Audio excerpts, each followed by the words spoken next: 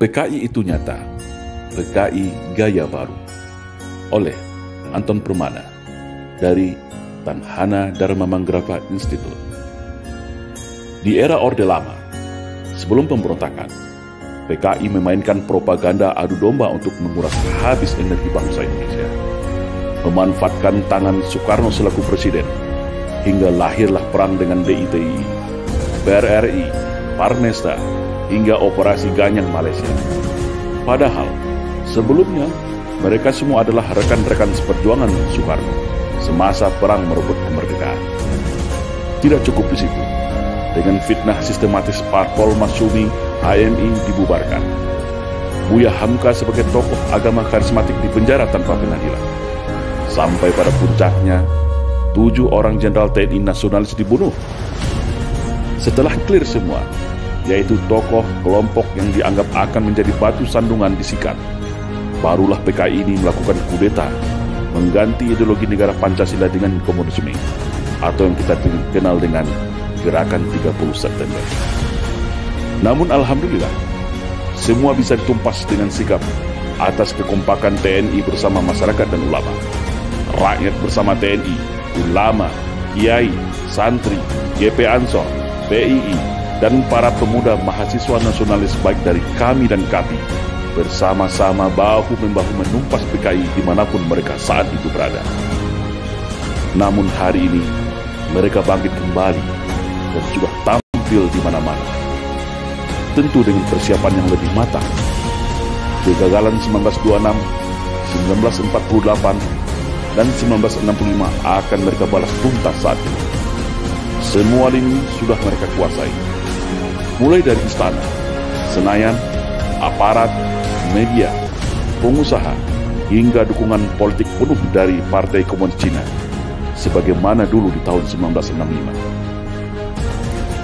Kekuatan utama yang dianggap ancaman sudah mereka eliminir. TNI sudah mereka lockdown melalui Undang-Undang Nomor 34 Tahun 2004 sehingga tidak berkutik lagi.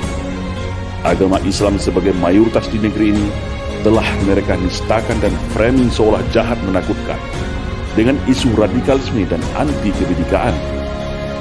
Ulama vokal Habib Rizik Syihab juga sudah mereka isolasi. Ustadz Alfian Tanjung dan pakar dalam hal komunisme sudah selesai mereka penjarakan. Ormas Islam yang besar-besar sudah mereka susupi dan pecah belah. HTI mereka bubarkan.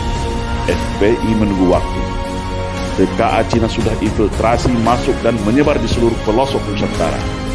Kelompok liberal, Syiah, dan non-muslim radikal mereka rangkul, provokasi dan pelihara. Sudah mirip kan dengan 1965? Maka, bersiap-siagalah wahai umat Islam dan seluruh bangsa Indonesia yang masih ada merah putih serta Pancasila di dadanya. Satu langkah lagi, negeri ini akan berubah menjadi negara berhaluan komunis kalau kita semua lengah dan masih jadi pengecut. PKI hari ini adalah PKI Gaya Baru yang bangkit dari kuburnya. Komunisme Gaya Baru yang siap secara sistematis dan bertahap merubah Indonesia untuk berhaluan komunis. Hari ini mereka katakan negara tak butuh agama, cukup Pancasila saja. Setelah itu, bisa saja mereka bilang negara tak butuh Pancasila, cukup toleransi saja. Itulah siasat ala komunis, halus, sistematis, dan agitatif. Tidak ada kata mati dalam sebuah ideologi. Ibarat sawah dan ladang, ketika kemarau mungkin akan kering menjadi semak belukar. Tetapi ketika kembali disirami air, diberi pupuk, maka padi dan tanaman itu pun akan kembali tumbuh dengan subur. Dan hari ini, negara kita adalah surga bagi para anak-anak PKI. Jangan lengah, tetap waspada. Perkuat ketaatan keimanan kita kepada Allah Subhanahu wa Ta'ala. Perkuat kerukunan dan persatuan antar sesama.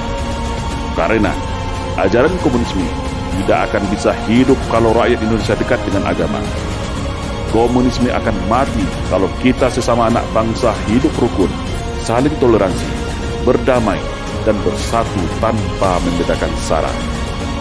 Karena fitnah adalah senjatanya PKI. Adu domba dan hasut menghasut adalah pisaunya PKI.